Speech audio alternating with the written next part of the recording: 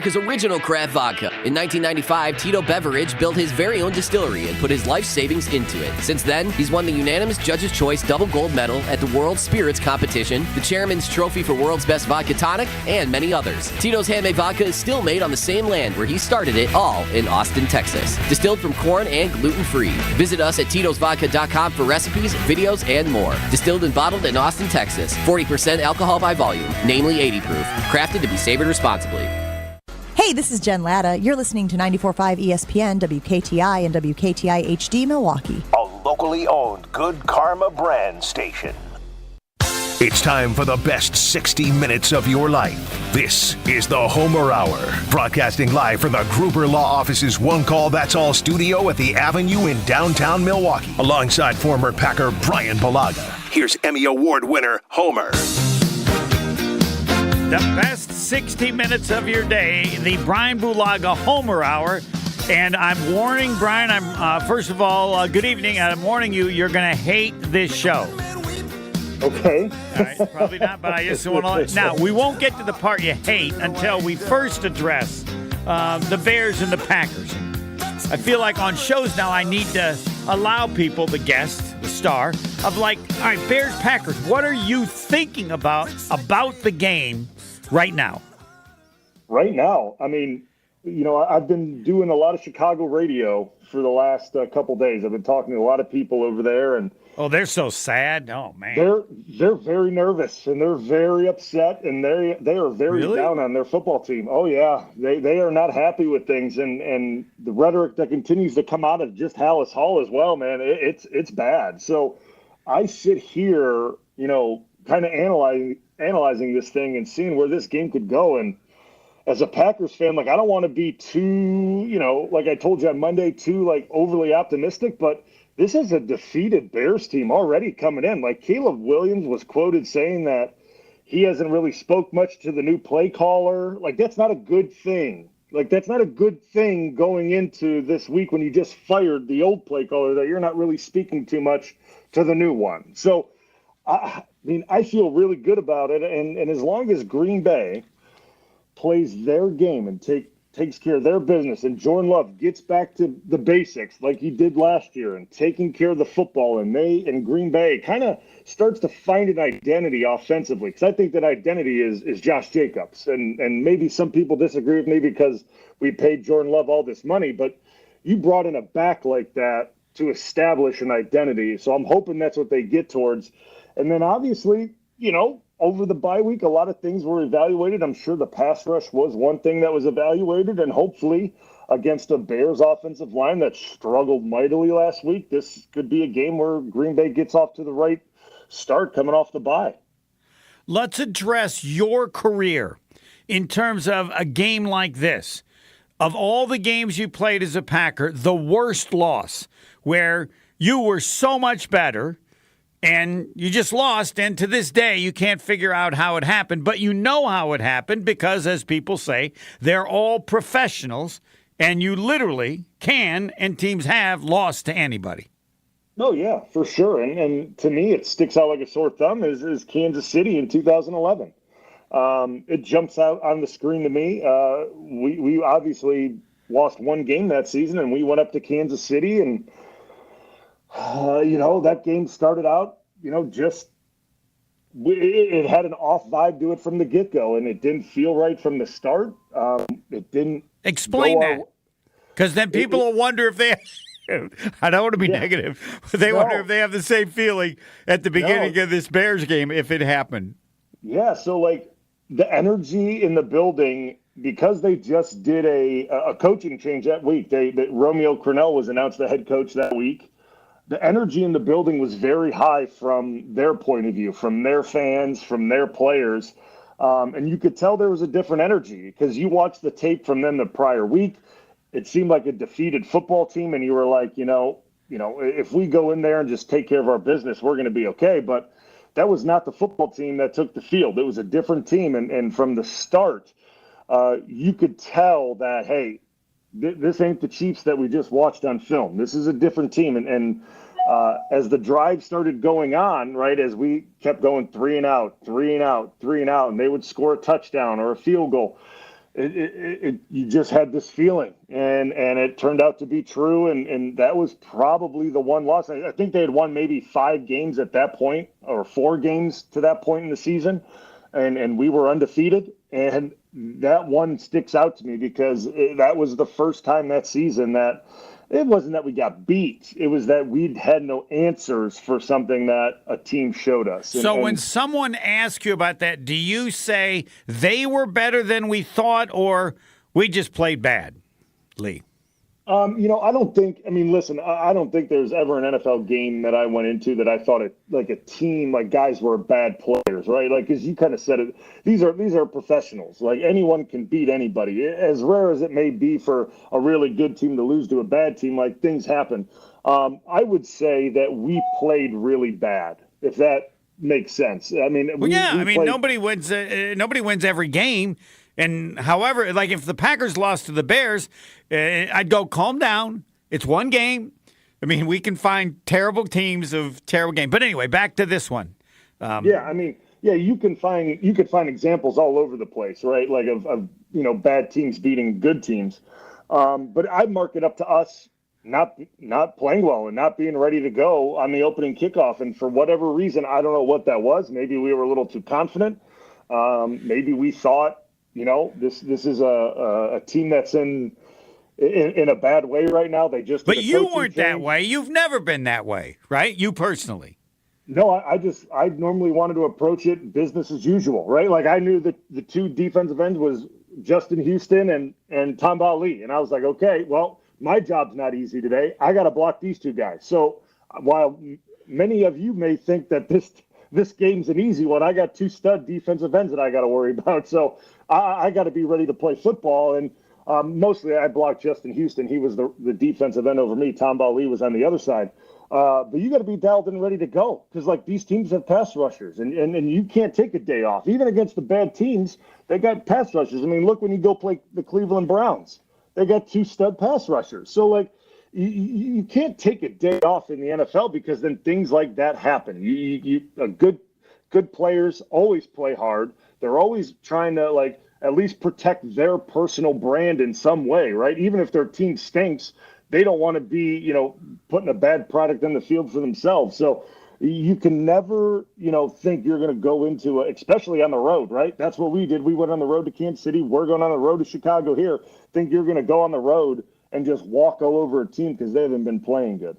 Now we get to the part everybody wants, and that is, all right, the Packers are the better team, and everybody says, all right, here's what you do. You jump on them early, and you just crush them, or whatever that means. I don't know how many points you score, and then they just lose it, and at some point they're beaten. First of all, is there truth to that? Because you played a number of games in which you were the favorite, probably way more at home, but you did execute that to some degree, and you beat a team soundly that you were supposedly supposed to. So first, is there accuracy to you noticing a team that's struggling if you can get up 7-0 or 14-0? I don't know what the number is. Oh, yeah, for sure.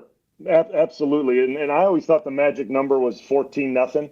If you were to get up 14-0 in the first quarter, it's not the knockout blow, but you got them up against the ropes, right? You got them up against the ropes, and if you're able to get that 17-0 or 21-0 at some point in that second quarter, that's normally the knockout blow, and that's what you're looking to do against these types of teams.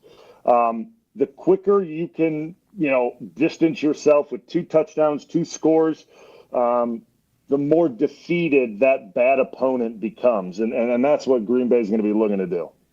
And how do you notice, and can you notice, a defeated opponent on the field? Oh, yeah.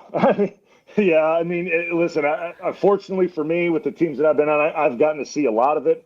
What you normally tend to see is obviously when you're blocking guys one-on-one, they don't want to finish as hard. They don't want to, extend their pass rush to the top of their rush. They kind of give up on their first move. In the run game, they don't really want to press as hard or try to shed a block. They'll just kind of stay stuck to a block, so to speak. You see a lot of finger pointing across the line of scrimmage, a lot of arguing. That's normally, when you know it, or maybe not arguing, but maybe just dead silent. They're all just dead silent. They're not talking to each other. It could go either way. But you normally know when a group is into it, they're motivated, they're together, and you can tell really quick when they're not. And I've seen it against really good teams. Like we had a game, I think, what was it, might have been 2016 at home against Seattle. That was a good team that we just absolutely beat up on. I think Aaron got pulled in the middle of the third quarter. That was a team that was really good, and we were beating them up, and those guys were just arguing with each other, just yelling at each other, screaming at each other. It was something that I've never seen before from a really good team. And then, there's been teams that were not so good that we did that too, and they were just all dead silent. They were all individuals, dead silent, and they just tried to try to hey, I'm doing my job. I'm covering my gap. I don't know what you're doing. I'm just doing what I'm supposed to do. And that's when you got these guys, pretty much submitted. And that's what you got to do to these teams. And it's very obvious, on the field, and you can feel it. Like, you could feel it, the stadium, the crowd is silent when you're on the road. Like, it is a really good feeling as a player when it's offense or defensively. This thing, we got this team pretty much, tapping out. All right, so now we have created, though you didn't know it, the Bulaga rule. All right, do you want to be up 14-0 in the first quarter? Is it okay? Is it good enough if you're ahead by 14 at half? Because I know if I say that, you're going to say, well, but if the other team gets the ball the first possession of the second half, then it could be a 7-point game. So I am curious if as to now be a little more specific, and you can change the Bulaga rule at any point in the future. 14-0 in the first, up by 14 at the end of the first quarter, or what do you feel comfortable saying, not just for this game, but just in general in this kind of a game? In this kind of a game, like against this type of team, like, yeah, I mean, I'm good with being up 14 at halftime against this type of team. Okay. But I mean, we look at what happened, right before the bye week against Detroit. They went up 14 at halftime, and I don't think anyone really felt good about our chances getting back into it, especially with them getting the ball to start the second half, and then they went up 21, and then that was that. But against a team like this, if you go up 14 at half, sure, they may think, we just need a drive and we're back into it.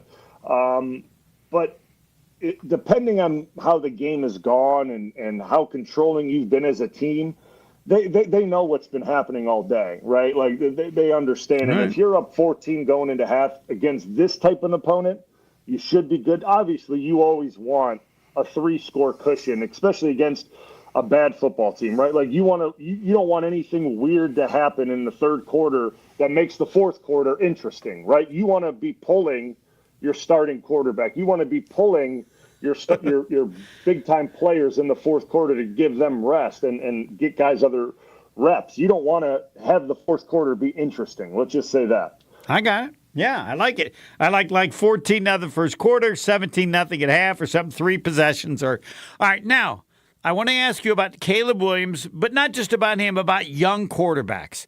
You watch. What impresses you, or what makes you shake your head? And you can mention about Williams if you want, or you can just say when you watch a young quarterback, or maybe you watch all quarterbacks the same. Yeah, I think I try to watch quarterbacks the same, but then I do take an account for like where they're at in their careers, right? What have they experienced? What have they seen? What have they done? Since we're playing the Bears, I'll talk about Caleb Williams. I've watched a few Bears games, and I do think the kid is talented. I think he has what it takes to be a good NFL quarterback. I think that especially with the weapons that they have right now, like, there's no denying that his wide receiver group, his tight end and his running back are really good. But unfortunately, what the Bears have done to him is set him up with a really bad offensive line and a bad group in front of him. So while you have surrounded him with guys that can make plays, they have neglected the group in front of him to really protect him and take care of him, right? Like, and that's unfortunately let's look at the way the Lions have done it, right? The Lions have done it properly, where they have prioritized up front and then they've gone out wide and behind. where the Bears have gone out wide and behind men up front. And that's always a recipe that never works out, because in order to get the guys the ball out wide, the guys up front need to take care of business. But I look at Caleb Williams as a guy that has had his moments throughout the season. He's had good games. He's had solid moments. But then we see times, or I've seen times, that he looks like he still believes he's in college, and he's able to run around and hold the ball for 6-7 seconds. And when you think you can do that with the porous offensive line, bad things are going to happen. And that's kind of what we've seen from Chicago the last 3 weeks or so. And young quarterbacks, what I like to see, especially because I got to play with one in Justin Herbert, and it was really fun to see him develop. How quickly he was able to start processing information from huddle to snap, look at defenses, read them, and deliver the ball on time and get rid of it. And as the season went on, he got so good at getting rid of the football, making adjustments at the line of scrimmage, and you could tell, this dude's going to be good. He's going to be a good quarterback, and obviously he is a really good quarterback. I wouldn't say at the elite level yet. I think he still has time to get to that, obviously. But that's what I always look at for these young guys, is how do they do that? And we've seen that with the way Burrow did it. You obviously saw it with Mahomes once he got his opportunity. All those guys are able to do that, and that's what, obviously Chicago is looking for with Caleb Williams, but I'm not sure he's going to have that opportunity with what currently he has in front of him to give him that opportunity to do that. Coming up, the part of the show that Bryan Bulaga will not like, but that's not right now, because this year during the NBA's in-season tournament, ESPN Milwaukee putting Bucks tickets on the line all week long. Tune in, as you have been, to ESPN Milwaukee. Be entered into our Emirates NBA Cup Bracket Challenge. Right now, caller number 7 to the ESPN Milwaukee talk and text line, 1-800-990-3776. You get your pick at a team in one of the NBA's bracket groupings. For our show, it's East Group B. Follow that team throughout the in-season tournament, and if your team wins, you win $2 tickets. And if your team doesn't win, you can still secure your seats to see unforgettable moments at bucks.com/tickets. Call the ESPN Milwaukee talk and text line now, 1-800-990-3776, caller number 7. And Saganiac Planning, a name synonymous with employee benefits and top-notch service, but more, because now I say appropriately, they've been doing it well for over 50 years. That's how they can be problem solvers. That's how they can help you simplify confusing insurance decisions. That's how they can have attention to detail.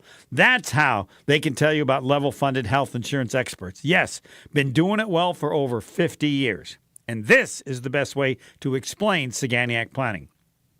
Small enough to handle your needs with special attention, and large enough to have the clout to make it happen given the companies you are working with. So, Saganiac Planning, a name synonymous with employee benefits, top-notch service, and doing it well for over 50 years. Phone number you can remember 783-262-783. Roger Maris, 6161.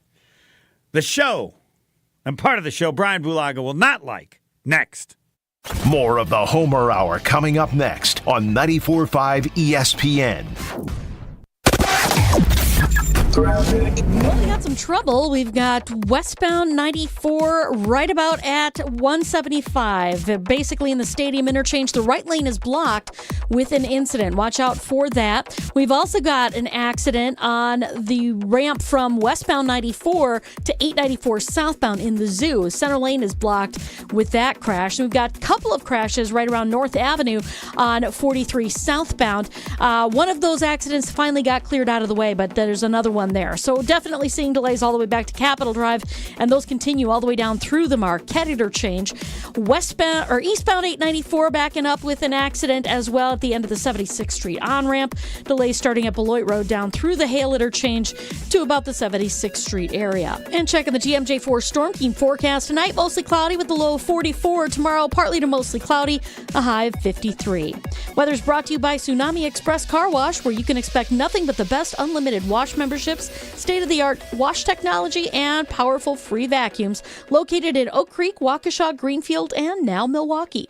From the WTMJ Traffic Center, I'm Debbie Lazaga on 94.5 ESPN. The best source for every piece of NFL news you need to know. That's the idea of a deal. Each side gets wins, right? They have Jordan Love under contract for the next 5 years. ESPN NFL insider Adam Schefter is on Jen, Gabe, and Chewy every Wednesday morning at 7:30. Sponsored by Island Resort and Casino. I think Packers fans would sign up for 12-5 today, and maybe they will be. Right here on 94.5 ESPN and also streaming live on the Wisconsin On Demand app and at ESPN Milwaukee on YouTube. The holiday season officially begins at your local Milwaukee Metro Region Cunis Auto Group dealerships with our exclusive Black Friday all-month-long sales event. Huge Black Friday all-month-long savings and discounts on America's best-selling brands from both Buick and GMC at nearby Cunis locations in Oak Creek and Greenfield. All remaining new 2024 vehicles are now Black Friday all-month-long blowout price. Cunis has the area's biggest selection of pre-owned cars, trucks, and SUVs with many Black Friday all-month-long priced below $5,000. And payments as low as $149 per month. Additionally, with any new or pre-owned purchase in November, you'll get our exclusive No Fear lifetime warranty at absolutely no extra charge. Plus, we're paying above top Kelly Blue Book values on all trades in November, no matter the mileage or condition. The holiday season officially begins with exclusive November Black Friday all-month-long savings. Only at your nearby Milwaukee Metro Region Cunis Auto Group dealerships. Shop online at CunisBlackFriday.com. Ho, ho, ho! Are you looking for reliable transportation this holiday season? I've got you covered. It's Jen Latta from ESPN Milwaukee, and with holiday parties, family gatherings, and year-end events on the horizon, I trust AccuTrans Group to handle all of my private transportation needs. Whether it's a corporate function or festive celebration, AccuTrans gets me there safely and on time. As a veteran-owned business, they pride themselves on top-notch service that you can count on. Booking is easy, stress-free, and reliable. Just visit AccuTransGroup.com to reserve your holiday ride today. That's AccuTransGroup.com. The only thing that tops our selection is your savings discount liquor. Thanksgiving is almost here. What are you bringing to the table? Hi, this is Marie from Discount Liquor. Pairing the right wine with your Thanksgiving dinner can turn your meal into a celebration. But you don't have to be an expert to find the right wine. That's what our knowledgeable staff is here for. With over 8,000 varieties of wine, Discount Liquor can help you choose between a light, fruity Pinot Grigio, a big, luscious Cabernet, or anything in between, all at the lowest prices in town. Visit us today at 51st in Oklahoma and Milwaukee, and on Barstow and Main in downtown Waukesha. Voted best liquor store again! The only thing that tops our selection is your savings discount liquor. Check out all of our weekly specials at DiscountLiquorInc.com. And from our family to yours, have a happy and safe Thanksgiving. Discount Liquor. This is the Homer Hour on 94.5 ESPN. Oh, yes. It is the Thursday Bryan Bulaga Homer Hour. And Bryan, you're not old enough to remember This Is Your Life, are you? On the TV, as a TV show? No, never. Yeah, you can go. It's in the 50s or whatever. But This Is Your Life, and here's why. The benefit of having these shows, and you go to WisconsinOnDemand.com, is that they exist forever. And I think it's necessary that we tell the Bryan Bulaga story so that anybody out there listening at whatever age and in the future, someone can say, you know what? You want to know what it takes. You want to know how good you have to be as a kid. You want to know all these things. You just go to the Bryan Bulaga Homer Hour on November the 14th, 2024, and listen to Bryan Bulaga talk about how he did it. Does that make you feel any better about doing This Is Your Life? It sounds exciting. Well, you will never do it. They will never write a book about you. You will never let it down. That it is not the way you roll, right? Correct. It's Correct. not really my cup of tea. All right, so let's go back to, I don't know, brothers and sisters, other athletes in the family, and at, I don't know, whether at the age of whatever age you get, if you think, part of being a great athlete is part of this family, it could happen, or it was never a part of the core of family you'd been around. Yeah, well, no, I mean, I would say that my family was a fairly athletic one. My brother played baseball, Wisconsin Platteville. He was a pitcher, and my sister played Older than volleyball you? at the university. Yeah, he's 2 years older than Okay. me, and my All right. sister's 2 years younger, and she played volleyball at the University of South Dakota. So we were a very athletic family, always on the go, always doing something. I mean, I don't think there was a time my brother and I weren't in the backyard or doing something, playing some sport, whether it was football or baseball or basketball, always doing something outside. So I would say most of my childhood was spent, at fields doing something, right? Whether that was or at basketball courts or baseball fields or football fields, doing one or the other. At what age did you have any favorite sport, or you thought this is something I might do? I don't know. I think I might remember at about 10, but I don't know at what age you can go back and remember what you were thinking and what you really enjoyed. I get asked that question a lot, and I think especially when I was young, it was always for me just the sport of the season. And in the Midwest, obviously, fall is football, winter is basketball, spring is baseball, then summer is you get to do maybe a little travel baseball and some certain summer league basketball, and then football training starts. So it was just whatever season it was, and that's how we treated it. So I didn't really start getting a favorite probably till my sophomore year in high school. And it's funny enough, my 7th grade year playing football, I got moved up to the heavyweight A team. I was in 7th grade. I got moved up to the 8th grade heavyweight A team, and I got absolutely pummeled for a full season. And I didn't play a game. I never played a game. I never touched the field. I was literally like a practice player, and I just got beat up for a full season by 8th graders. And I remember, I was I'm done playing football. I quit. I did, this absolutely sucks. I never want to do this again. I maybe this just isn't for me. And then obviously, the next fall, it came around, and my dad asked me again, because he's like, I'll coach if you want to play. And I sat on it for a few days, and I finally was like, you know what? I'll play. I'll give it one more chance. I need to figure it out if I want to play it in high school or not. And obviously, 8th grade went a little bit better. I was more mature. I figured out, after getting a year of, getting beat up, I figured out how to play a little bit better and got stronger and figured some things out. And, the rest took over. And then probably by my sophomore year. All right, let me stop you there for a second. I know because I don't care. So because I think there are people that got kids they're a 7th grader and it sucks, and they go, hey, Bryan Bulaga, I just got to listen to his story.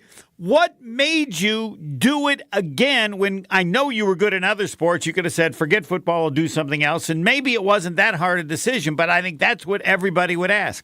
What made you say you do it again? And was it in any way your family, your father, or just, hey, I don't know, wasn't that hard? I think, let's try one more time. Yeah, well, I think it was a couple things. I had a bunch of buddies that were going to be on that team. So I had a bunch of friends that, I played basketball with or whatever it may be that were playing on that team.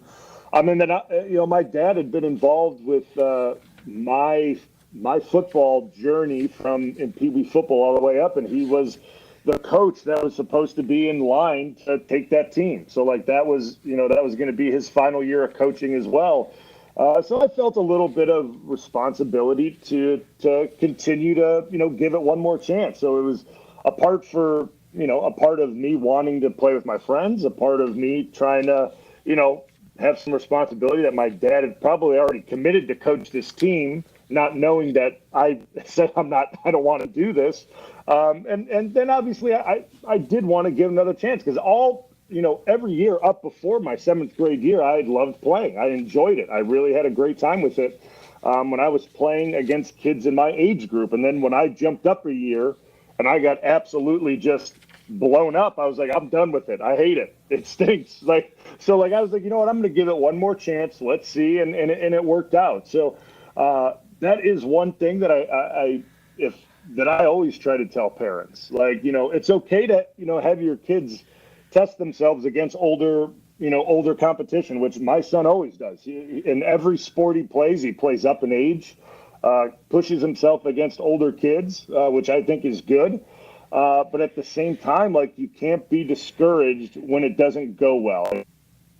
Would your dad have been bothered or upset or been fine if you hadn't played in 8th grade? I think he would have been a little upset about it. I think he would have been, because he loved football. He still does. I think he would have been upset, but he would have understood, I think. And, I probably would have ended up playing in high school. Maybe I can't take a guess. But I think he understood because he was coaching that same team that I was on in 7th grade as well. He was an assistant coach. So he saw exactly what was going on my 7th grade year and saw how miserable I was and how literally I didn't do anything. I never stepped foot on a game field. I didn't play. So he saw the experience I had and understood how bad of an experience it was for me. But then in the same time, you look back at it and see probably how valuable that experience was. So, there were negatives and positives to it, but I think he would have understood. But I think he also knew probably, or at least, I assumed he did, that, there was a chance I could be good at this. So let's try to push him a little bit to see if we can give him another chance. And I did, and it worked out. How big were you? Tall, weight? Were you a big kid or just average? I was a big. No, I was a big 8th grader. I mean, I was always one of the bigger kids. I mean, I was probably. I mean, I don't remember the exact height. Big is good enough. I went into my freshman year at like 6 foot 6'1".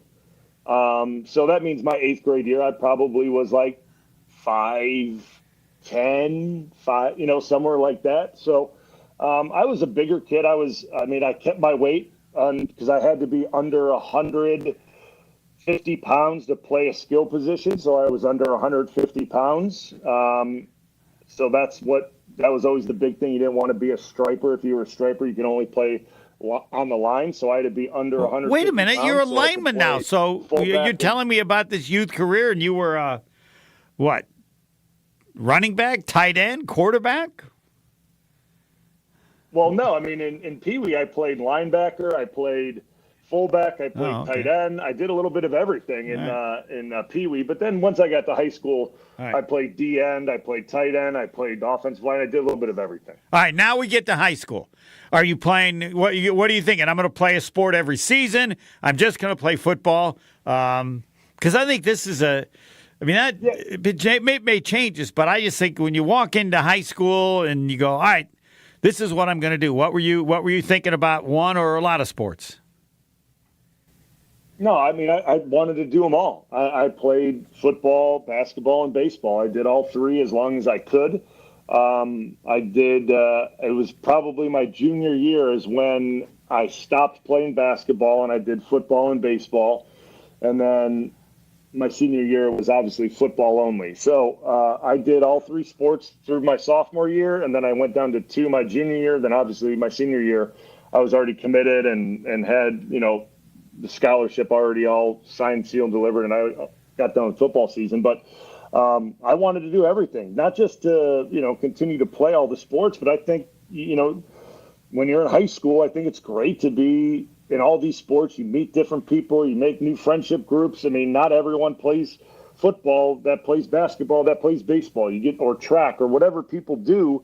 You meet new people. So I thought it was a good way to, get to know people, because a lot of these, where I went to a little Catholic school, I didn't know a lot of these people. They weren't the kids that I grew up with. A lot of the kids that I played Pee Wee football with and basketball with went to the public schools.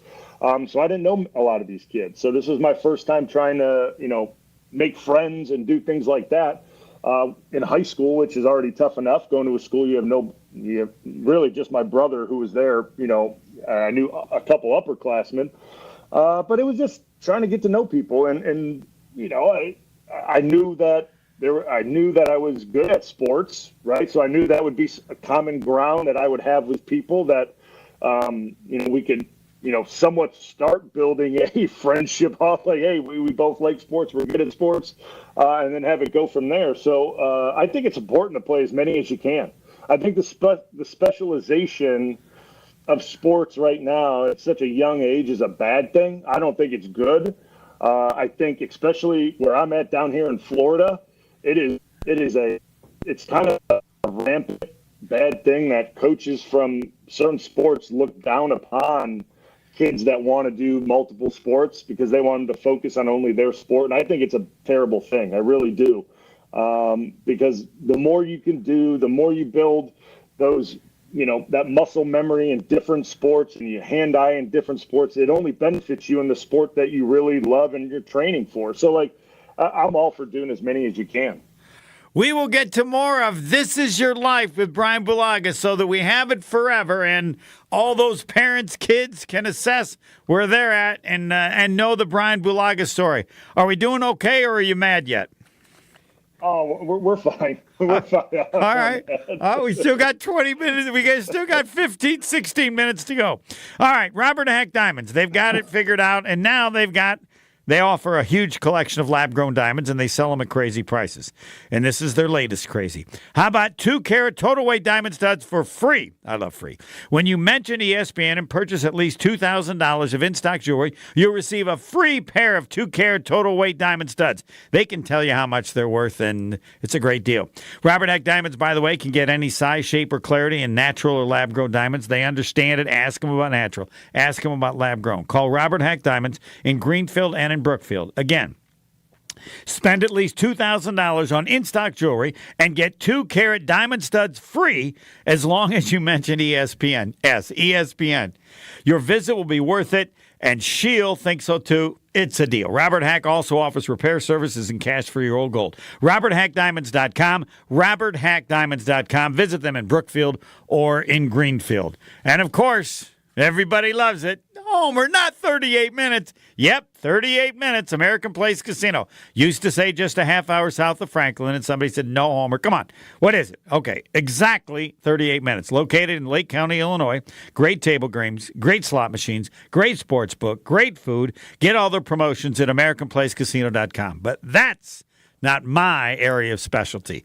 38 minutes is my specialty. Just a half hour south of Franklin. American Place Casino. Just a half hour south of Franklin. American Place Casino. And I admit, just to irritate you a little bit, exactly 38 minutes south of Franklin.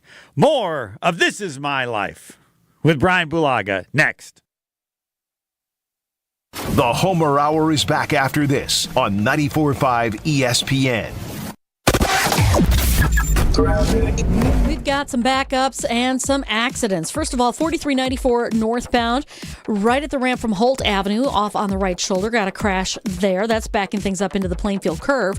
Southbound 43, an accident at North Avenue, off on the right shoulder. Slowing down all the way past that, all the way through to the Marquette. Westbound on 94, an accident right in the stadium interchange. Right lane is blocked with that. And then we got another accident on the ramp to get on to 894 southbound. The center lane is blocked on that ramp as well. So that's going to make things a little bit more difficult getting through the Zoo interchange. And checking the TMJ4 Storm Team forecast tonight, mostly cloudy, a low of 44.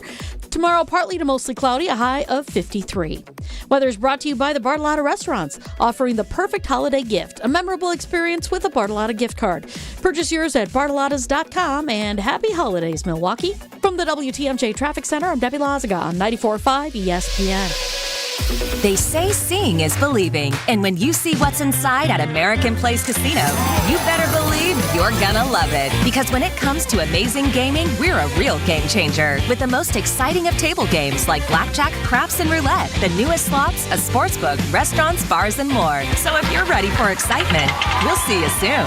American Place Casino. Change the game. Must be 21 years of age or older. If you or someone you know has a gambling problem, crisis counseling and referral services can be accessed by calling 1-800-GAMBLER, 1-800-426-2537. An ESPN Radio Extra Point.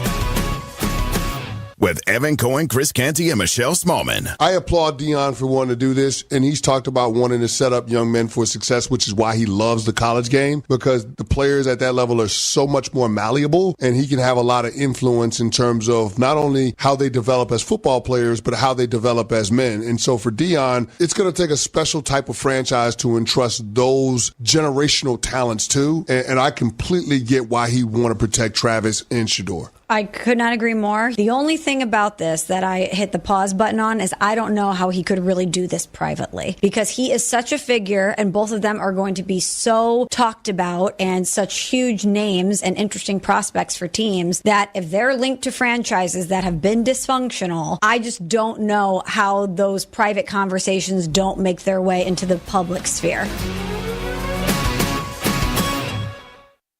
We're definitely going to be late to the concert. I feel like we should be there by now. I'm just taking a little detour. I gotta fill up my gas tank, and I know this place a couple towns over where the gas is cheaper. Are you serious? We're gonna be late for the concert because you're driving out of the way for cheaper gas? Just use Upside. What's Upside? Upside is the free cashback app that gets you real cash back for every gallon of gas you buy. Wait, I can get cash back just for buying the gas I need anyway? Yes, I use it all the time, and I've made around $200. Now pull over so you can download the Upside app before we miss the concert. Download the free Upside app now to earn cash back every time you buy gas. Use promo code TRAFFIC25 to get an extra 25 cents per gallon on your first tank. You can cash out anytime, right to your bank, PayPal, or as a gift card for Amazon and other brands. Just download the free Upside app and use promo code TRAFFIC25 for a 25 cents per gallon bonus on your first tank. That's code TRAFFIC25 for a 25 cents per gallon bonus. That's code TRAFFIC25.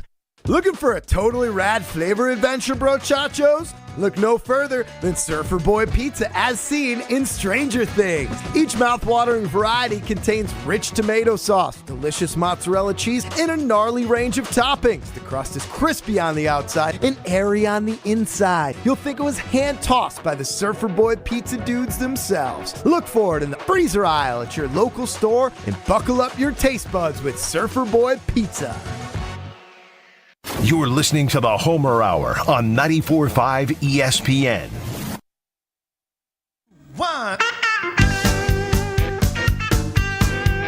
This is a special edition, because I made it that, of the Bryan Bulaga Homer Hour, so that this is in the podcast, Wisconsin On Demand forever, when people want to take a choice and let their kids find out how good their kid is, and then maybe there's a future. We're so far now in high school, and you quit basketball. Is that too mean to say that?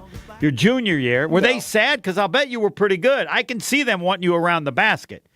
It was just the coach was upset that I stopped playing. He was a little upset that I stopped playing, but I just felt like I needed to kind of focus, my off season, the winter on speed, agility, and really weight training hard for the upcoming football season.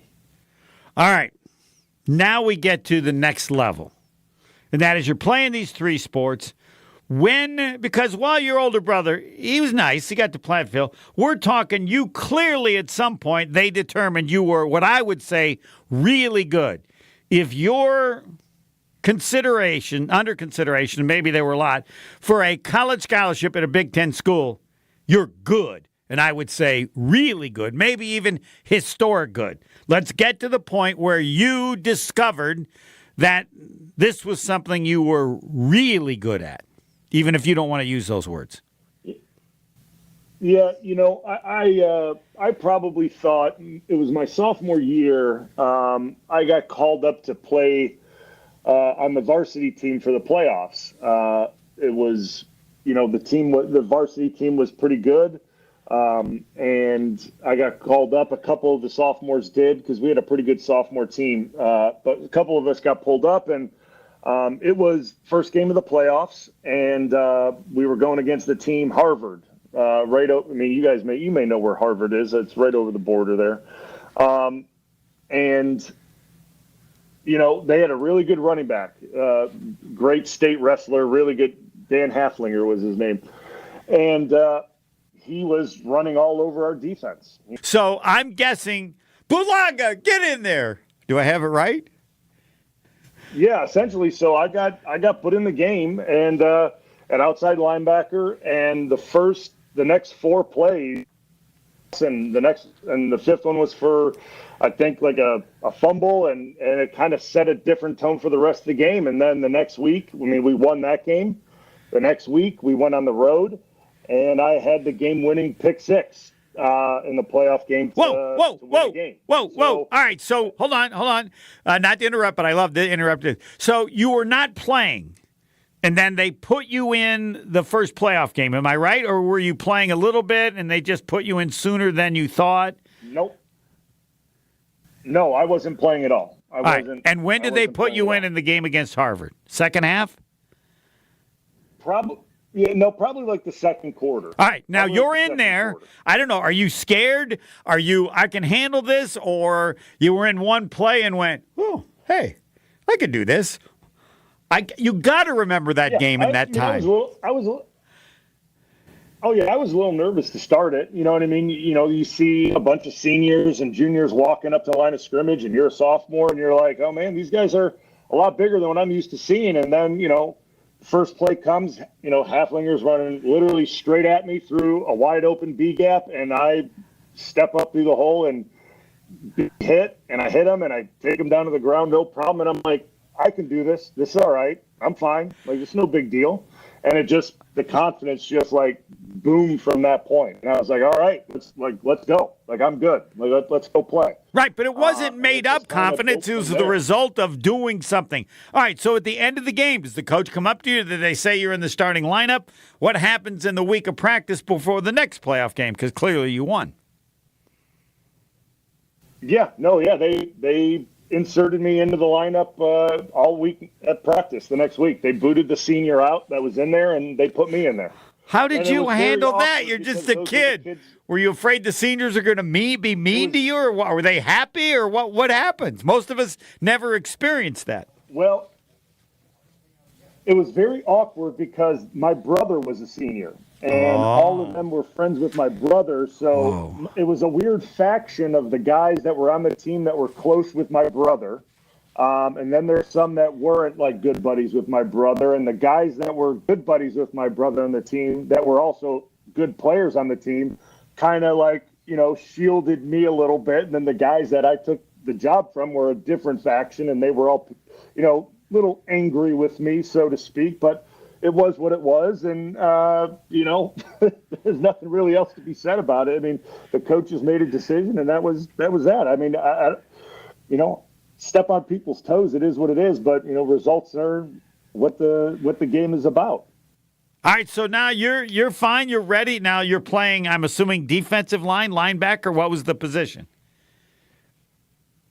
Yeah, outside linebacker. All right. Outside linebacker. All right, and then the rest is history. The rest is good. Clearly, you were good enough, and now we get to, at some point in your high school career, you hear that schools are interested. I don't know, the first one, or when was somebody said, Bulaga, you should be getting a scholarship at a Big Ten school, or I don't know what that's like. Most of us never do.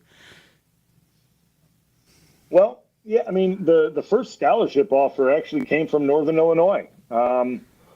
I went up there for a visit. It's my mom's alma mater. It was my first visit. Like, they sent me the first letter, invited me to a visit. It was the first one I went to. When? I went up there and I spoke to the coach my junior year.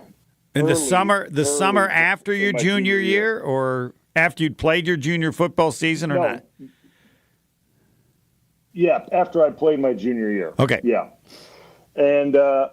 And we went up there, and the coach, really nice guy, and we went in there, and he said, we're going to offer you a scholarship. He goes, I just unfortunately don't believe that we're going to be able to get you, because I think you're going to have a lot more offers, big universities that are going to be coming after you. But I wanted to be the first to offer you a scholarship, just so you know that an in-state school wants to offer you, and that's kind of where it started. And after he offered, the offers just kind of started, trickling in. And then once Michigan State offered me. They were my first Big Ten offer. So was this still before your senior year? And then did you go to any camps the summer after your junior year? What's the time frame of this? Yeah, so this is all during the off season, my junior year, and we did go to, or I did one camp in the summer going into my senior year at Iowa. I did an offensive line camp that they run there every year. I did that. That was a 1-day camp, and that's the only camp I did. I didn't do too many camps. I got invites to camps from Ohio State and teams like that wanted me to go to their camps to get an offer, and I declined. I didn't see the need to go to a camp to get an offer, so that's not the way I thought you should get an offer. I think you should get an offer based on how you perform on the field, not by what you do in a 2-hour block. You're an adult at 17. How can you be that? You're amazing. Yeah, I mean, I'm just saying that. I know. That's why I wanted to ask. Their recruiting coordinator, and he came to school. Yeah. All right. So, now this is all before you played your senior year, right? I mean, did you? Yes. Okay. Yep. Now, did you make your decision? Did you make your decision of where to go before your senior year? Yeah, I made it. I made it probably right before school started. My senior year, I committed to Iowa right before we started school, just so that decision could be done, and I wasn't thinking about it anymore. So a position issue or not? Was it by that time were you just an offensive lineman, or did you have to decide a school based on where they wanted to play you, or is that not a part of it? Some schools wanted me to play defensive line. I kind of knew I wanted to be on the offensive line, and I knew that's where my future was going to be. So that was, pretty much made up for me. It was kind of going to be, what school did I think could develop offensive linemen the best, and that's how I made my decision. And obviously the coach and things like that were major factors in it as well. But I just looked at track record and the program in general, and that's why Iowa just stuck out to me immediately with everything that they do with offensive linemen, the strength and conditioning staff, Kirk Ferentz, Reese Morgan, the offensive line coach. I mean, it all spoke for itself. All right, now a question as parents and kids wonder. I want to get a college scholarship, let's say to a Big Ten school. I want to play Division I. When should you know? Or how good do you have to be? What would you tell them that by this time you may be the exception, but by this time you should have people doing whatever it is they do? What would be your answer? And I it's funny because my son's going through the thing, soccer right now that, and I get it's different with football, but the people of these soccer clubs down here try to feed the line of, oh, once a kid turns 14, they can turn into a magical player, which is just a bunch of garbage. It's just not true. It's different for football more than soccer because in football, obviously, there's weight room that matters, tremendously. You do continue to grow and things like that, but there is a point in time that your performance matters, right? Like how you actually can play, it matters. You can get as big and strong as you want, but if you step across those white lines and you can't do it, hey, man, you're just a big and strong guy, and maybe you may be a decent high school player, but you're not moving on.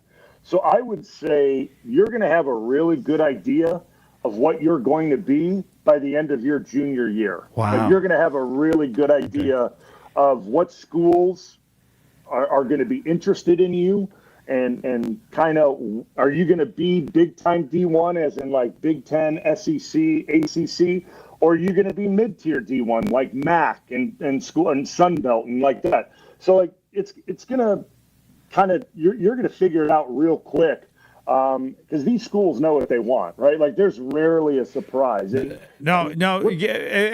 with Bryan, most people don't live this. No, they don't know any of these things because they're not in that group. It's an incredibly, I say, elite group with your experience. So this is that's why I'm doing it. I think very helpful to that core of those who are and also those who are not, regardless of what people might tell them. Those are the people I worry about.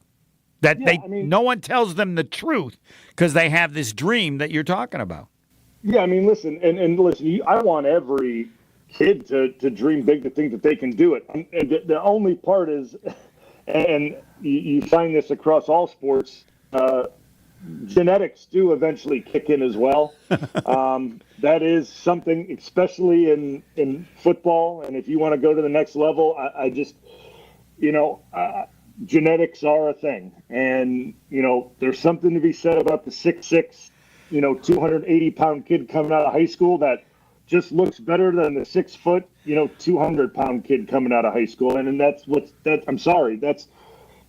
going to happen. That kid's probably going to get an offer and get a look, or actually get eyes on him more than the other, and that's the way it goes, right? That's life. That's why we're doing this. We're as is usually the case. We're running out of time. We're going to get back to the final thought from Bryan Bulaga on the Bears-Packers, so they don't get fired. Tune in Behind the Bucks on the Bucks Plus Audio Network, presented by Gallagher, your trusted insurance broker and HR and benefits consultant. Behind the Bucks dives deep into Bucks and Six, a culture unknowingly created by former Buck star Brandon Jennings. Take a look inside the Brandon Jennings story, the origin of Bucks and Six, how it became the rallying cry, and what it truly means to Jennings and Bucks fans alike. Find Behind the Bucks on bucks.com/plus, the Bucks app, and wherever you get your podcast. Behind the Bucks is presented by Gallagher. Bryan Bulaga on the Bears-Packers. Who's going to win next?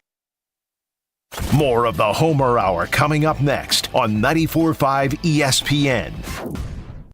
On this show, it's always football season. And your argument was that the coaches wanted him to return it. Yeah, I think, and he very clearly said no. They wanted him to take it to the house. Wilde and Tausch, presented by Pella Windows and Doors of Wisconsin. Also sponsored by American Family Insurance. Play the results, are we? That's what coaches do sometimes, yeah. Weekdays from 9 to noon on 94.5 ESPN, the Wisconsin On Demand app, and at ESPN Milwaukee on YouTube. This political season, you'll hear a lot of noise. But this November, Walker Media Agency has the expertise and team to improve your marketing, advertising, and IT. Start at WMA2024.com. Paid for by Matt Walker and Walker Media Agency. The only thing that tops our selection is your savings discount liquor. Thanksgiving is almost here. What are you bringing to the table? Hi, this is Marie from Discount Liquor. Pairing the right wine with your Thanksgiving dinner can turn your meal into a celebration. But you don't have to be an expert to find the right wine. That's what our knowledgeable staff is here for. With over 8,000 varieties of wine, Discount Liquor can help you choose between a light, fruity Pinot Grigio, a big, luscious Cabernet, or anything in between, all at the lowest prices in town. Visit us today at 51st in Oklahoma and Milwaukee, and on Barstow and Main in downtown Waukesha. Voted best liquor store again. The only thing that tops our selection is your savings discount liquor. Check out all of our weekly specials at discountliquorinc.com. And from our family to yours, have a happy and safe Thanksgiving. Discount liquor. All you men, listen up. It's future Mrs. Brust here. I want to tell you about my wonderful experience at Robert Hack Diamonds. My fiance Ben and the team at Robert Hack picked out my dream engagement ring for me, and then I personally worked with their team to pick out the perfect wedding band. Experience what I did at Robert Hack Diamonds. Stop in at their Brookfield or Greenfield location. While you're there, mention ESPN and spend at least $2,000 right now on any of their in-stock jewelry and get a free pair of 2-carat total weight diamond studs. It's a deal you can't pass up. If it wasn't for Robert Hack Diamonds and their team of jewelry experts, I wouldn't have trusted my fiance Ben to make the right call. View what they have in stores online at roberthackdiamonds.com and get free diamond stud earrings. All you have to do is mention ESPN at their Brookfield or Greenfield locations when purchasing at least $2,000 of in-stock jewelry. I promise you won't be disappointed. The holiday season officially begins at your local Milwaukee Metro Region Cunis Auto Group dealerships with our exclusive Black Friday all-month-long sales event. Huge Black Friday all-month-long savings and discounts on America's best-selling brands from both Buick and GMC at nearby Cunis locations in Oak Creek and Greenfield. All remaining new 2024 vehicles are now Black Friday all-month-long blowout price. Cunis has the area's biggest selection of pre-owned cars, trucks, and SUVs, with many Black Friday all-month-long priced below $5,000 and payments as low as $149 per month. Additionally, with any new or pre-owned purchase in November, you'll get our exclusive no-fear lifetime warranty at absolutely no extra charge. Plus, we're paying above top Kelley Blue Book values on all trades in November, no matter the mileage or condition. The holiday season officially begins with exclusive November Black Friday all-month-long savings. Only at your nearby Milwaukee Metro Region Cunis Auto Group dealerships. Shop online at CunisBlackFriday.com. Ho, ho, ho! Right now, more than 100,000 children waiting in foster care need our help. The Dave Thomas Foundation for Adoption is focused on finding them safe, permanent homes. Learn more at davethomasfoundation.org. Welcome back to the Homer Hour on 94.5 ESPN.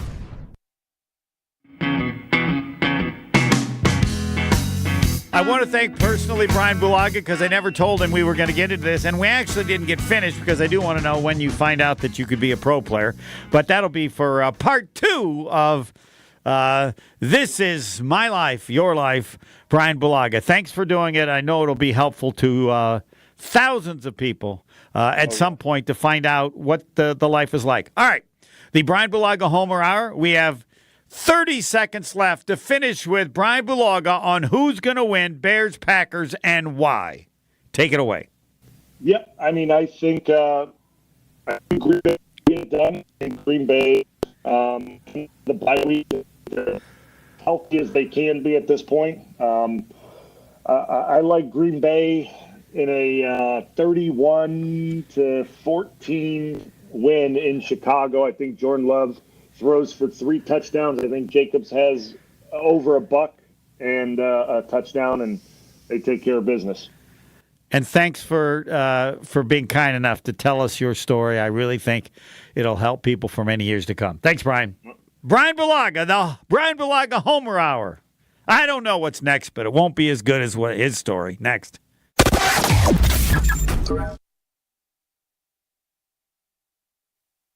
Ready for a game changer? Now's the time to take your shot with Quartz, your local provider-owned and affordable health insurance. You can choose from a range of benefits to best support you and your family. Quartz is a proud partner of Aurora Healthcare, so you